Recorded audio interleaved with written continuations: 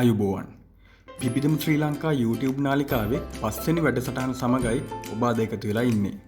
මැතිවරණයක් අවසන් වෙලා අලුත් පාලකයන් පිරිසකට රට බාර දෙන වැදගත් දවස් කීපයක් තමයි අපි දැන් ගත කරන්නේ.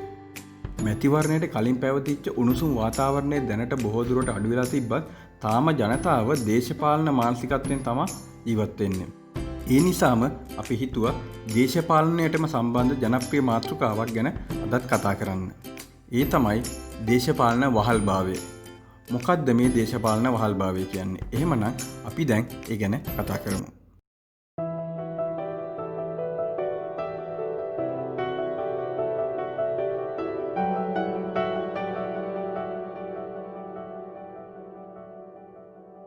වහල්භාවය යම් කිසි පුද්ගලයෙකුගේ අයිතිය තවත් කෙනෙක්ට පැවරෙනවා නම් එතනදී වහල්භාවය ක්‍රියාත්මක වෙනවා. මෙහිදී පළමුවෙනි පුද්ගලයා වහල විදිහටත් ඔහුගේ අයිතිය ඇති පුද්ගලයා ස්වාමියා බවටත් පත් වෙනවා. මෙහිදී වහල විසින් කළ යුත්තේ ස්වාමියා අනකරන දේවල් පමණයි. ඔහුව විකුණන්න පවා අවශ්‍ය නම් ස්වාමියාට පුළුවන්. ඔහුට කිසිම අයිතිවාසිකමක් නිදහසක් ලැබෙන්නේ නැහැ. අත් කකුල් දම්මැල් වලින් බැඳලා මුඛවාඩම් දාලා ඉන්න වහලුන්ට තමන්ට අවශ්‍ය තැනට ගමන් කරන්න, කතා කරන්න පවා හිතන්නවත් අයිතිවාසිකමක් නැහැ. ඇත්තටම මෙම ක්‍රමය බොහෝමයක් විශේෂයෙන්ම බටහිර රටවල අතීතයේදී ක්‍රියාත්මක වුණු දැනට තහනම් කරලා තියෙන ක්‍රමවේදයක්.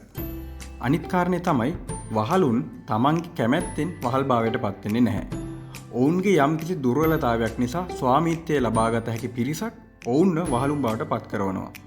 උදාහරණයක් විදිහට දුප්පත්කම දක්වන්න පුළුවන්. දැන් අපි බලමු මොකක්ද මේ දේශපාලන වහල්භාවය කියන්නේ කියලා.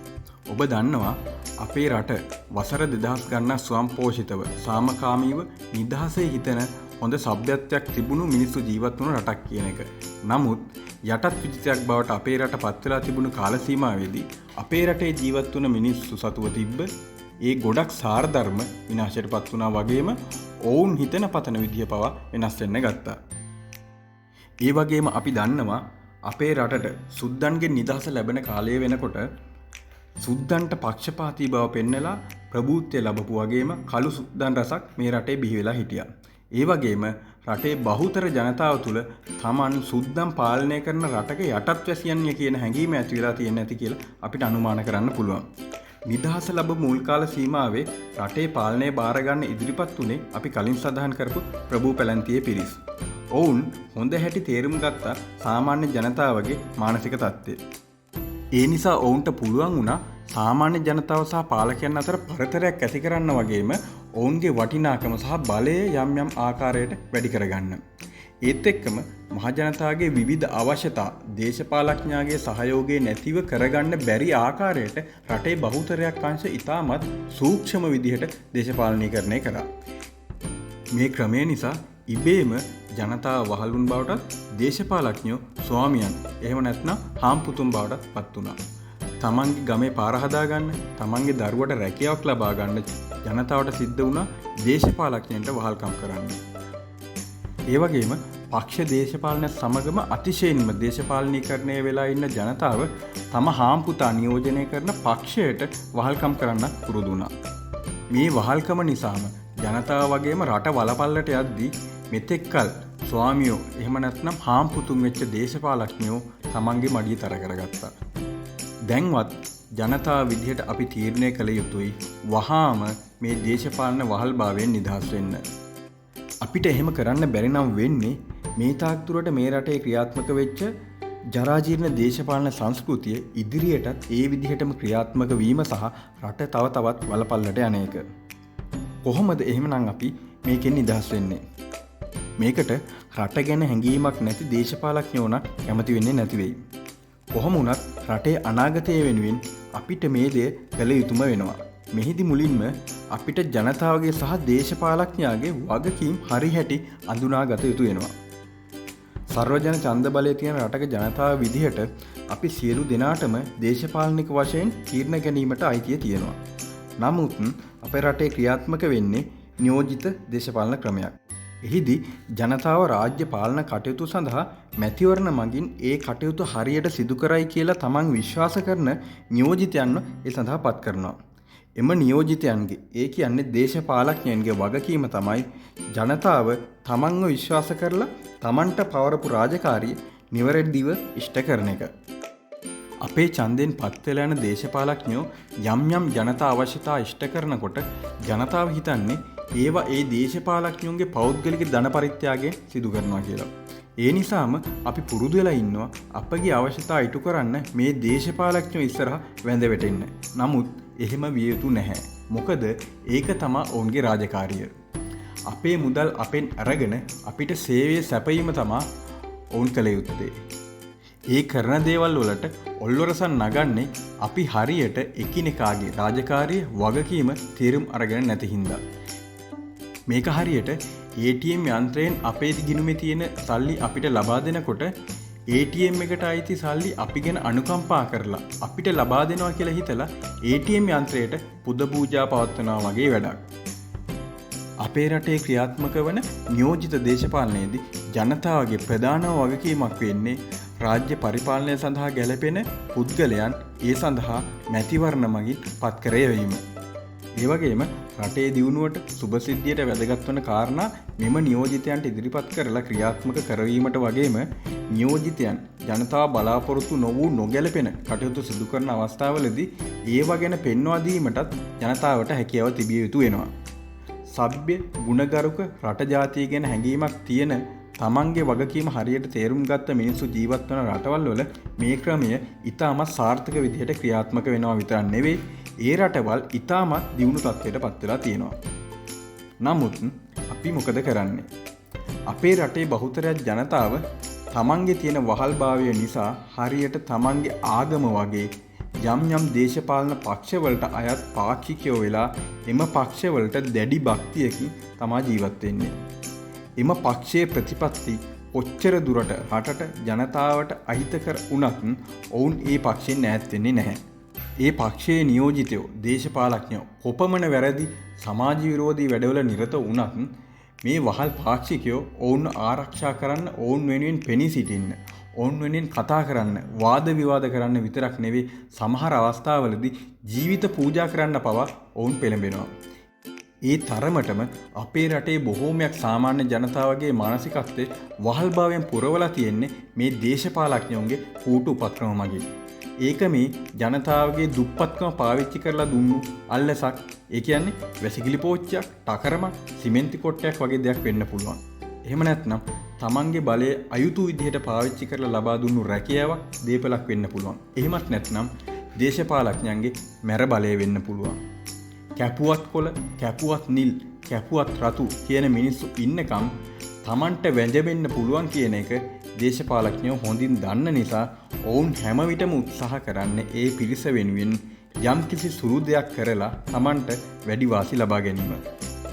ඒ වගේම අපි දැකලා තියෙනවා දේශපාලඥයන් දේශපාලන පක්ෂවල සමාජිකත්වය ජනතාවට ලබා දෙනවා. පක්ෂ දේශපාලන ක්‍රමය තුල දේශපාලඥයන් පක්ෂයක් කරහා ඉදිරිපත් වුණාට අපිට මොකටද පක්ෂ සමාජිකත්වය? ඒ වගේම දේශපාලඥයන්ගේ කතාවලදී අපිට නිතර ඇහෙන වචනයක් තමයි අපේ පාක්ෂිකයෝ කියන එක.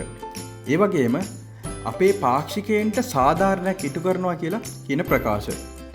ඇයි මේ පිරිස එහෙම කියන්නේ? ඔවුන් සේවය කරන්නේ ඔවුන්ගේ පාක්ෂිකයන්ට විතරද? අපි දකින විදිහට මේවා තමයි ජනතාව තුළ දේශපාලන වහල්භාවය ඇති කරන සූක්ෂම ක්‍රමවේද. ඒ වගේ ඔවුන් ව්‍යංගයෙන් අඟවනවා අපේ පක්ෂවල සමාජිකත්වයේ ලබාගෙන ඉන්න අපිට වහල්කම් කරන අපේ පාක්ෂිකයන්ට තමයි අපි සාධාරණ ඉටු කරන්න කියලා. මේ මොහොතේ ඔබට හිතෙන්න පුළුවන් ඔබ නම් දේශපාලන වහලෙක් නෙවෙයි කියලා. ඒක ඇත්තමද කියලා ඔබවම පරීක්ෂා කරලා බලන්න. ඔබ ඡන්දය දුන්නු පක්ෂයේ එහෙම නැත්නම් අපේක්ෂකයාගේ යම්කිසි වැරදි දෙයක් සමාජ මාධ්‍යයේ දකිනකොට ඔබට මොකද හිතෙන්නේ? ඔබට එම වැරද්ද ප්‍රසිද්ධියට පත් කරව පුද්ගලයා ගැන දේශයක් හිතෙනවද? ඔහුට විරුද්ධව මොනවා හරි ක්‍රියාමාර්ගයක් ගන්න අඩුම තරමේ කමෙන්ට් එකක් හරි දාන්න. එහෙම නැත්නම් නෑ එහෙම වැරද්දක් වෙලා නෑ කියලා තර්ක කරන්න ඔබට හිතෙනවද? එහෙමත් නැත්නම් ඔහු නියෝජනය කරනවා කියලා අනුමාන කරන්න පුළුවන් පක්ෂයේ වැරද්දක් පෙන්වන්න ඔබට හිතෙනවද? එහෙමනම් ඔබ අනිවාර්යයෙන්ම දේශපාලන වහලෙක්. අපි සියලු දෙනාම තේරුම් ගත යුතුයි මේ දේශපාලන වහල්භාවයත් එක්ක නම් අපිට රටක් විදිහට ඉදිරියට ගමන් කරන්න අමාරුයි කියන එක. පැවතිච්ච මැතිවරණයට කලින් ඔබ ඔබගේ මිතුරන් සමග විවිධ ආකාරයෙන් තර්ක කරන්න ඇති. පක්ෂවල දේශපාලඥයන්ගේ හොඳ නරක ඔබ සාකච්ඡා කරන්න ඇති. ඒ අතර ඔබගේ මිතුරන් සහ ඔබව යම් යම් පක්ෂවලට අයත් පුද්ගලයන් විදිහට බෙදෙන්නත් ඇති. ඡන්දයකට කලින් විවෘත මනසකින් එම කාරණා සාකච්ඡා කිරීම ඡන්දේ පාවිච්චි කරන්න කාටද කියන තීරණය ගන්න ඉතාමත් වැදගත්. ඒ අතරම තවත් පිරිසක් තමන්ගේ තියෙන වහල්භාවය වැඩිකම නිසාම වැඩිය හිතන්නේ බලන්නේ නැතුව තමන් කලින් ඉඳන්ම ඡන්දේ දාපු පක්ෂය අතාරින්න බැරි නිසා හෝ තමන්ට පෞද්ගලිකව ලැබුණු හෝ ලැබෙයි කියලා බලාපොරොත්තු වෙන වාසියක් වෙනුවෙන් තමන්ගේ ඡන්දය පාවිච්චි කරපු පිරිසකුත් ඇති. කුමන අරමුණකින් ඡන්දය පාවිච්චි කරත් මේ වෙනකොට ජනතාව ජයග්‍රාහී සහ පරාජිත ලෙස පිල් දෙකකට බෙදිලා හමාරයි. ජයග්‍රාහී පක්ෂවලට ඡන්දය ප්‍රකාශ කරපු අය ජය සමරනවා වගේම පරාජිත පක්ෂවලට ඡන්දය ප්‍රකාශ කරපු අය පරාජිත මානසිකත්වයෙන් යම් යම් දේවල් කරනවා අපි දකිනවා. නමුත් වහල් මානසිකත්වයෙන් මිදලා අපි කල්පනා කරනවා නම් අපිට ජයග්‍රහණය හෝ පරාජය සැමරීමට තාම සුදුසු අවස්ථාව ලැබිලා නැහැ. අපි පත් කරපු නියෝජිතයෝ අපේ බලාපොරොත්තු රටේ බලාපොරොත්තු ඉෂ්ට කරපු දවසට අපිට ඒ වගේ ජයග්‍රහණය සමරන්න පුළුවන්. ඒ වෙනකම් අපි සිදු කළ යුත්තේ ඔවුන් ක්‍රියා කරන ආකාරය දිහා අවධානයෙන් බලා ඉන්න එක.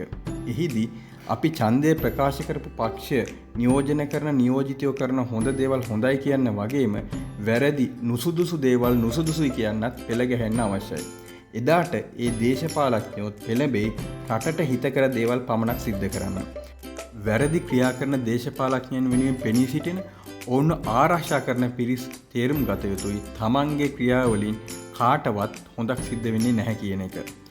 අපි දන්නවා දූෂිත රටාවකට පුරුදු වෙලා ඉන්න දේශපාලඥයෝ වගේම ජනතාවක් ඉන්න රටක මිනිස්සු හිතන පතන විදිය වෙනස් කරන එක ලේසි නැහැ කියලා. නමුත් මේ ගැන අපිට යම් කිසි කොළ එලියක් පේන්න තියෙනවා. දැන් විශේෂයෙන්ම තරුණ ප්‍රජාව පවතින ක්‍රමයෙන් මිදිලා අලුත් දිශාවකට අපේ රට ගමන් කරවීම උත්සාහයක යෙදලා ඉන්නවා. ඉතින් ඒ ගමනට දේශපාලනික වහල්භාවයෙන් නිදහස් වීම අනිවාර්යම අවශ්‍යතාවයක් වෙනවා. ඒ නිසා අපි ඔබ සියලු දෙනාගෙම ඉල්ලා සිටිනවා.